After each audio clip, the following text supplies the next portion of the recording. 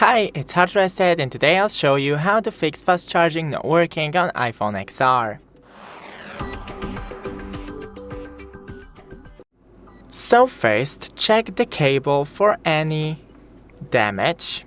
If the cable is good, then flip your phone and right here on the bottom you see the charging port. Clean it with non-metallic tools, so a Q-tips, wooden sticks or compressed air. Just don't use any metallic tools because you may damage the charging port. Then go into the settings, general, software update, and if you have any update, then click update now. And that's pretty much it. You can also check your cable with another phone or your phone with another charger.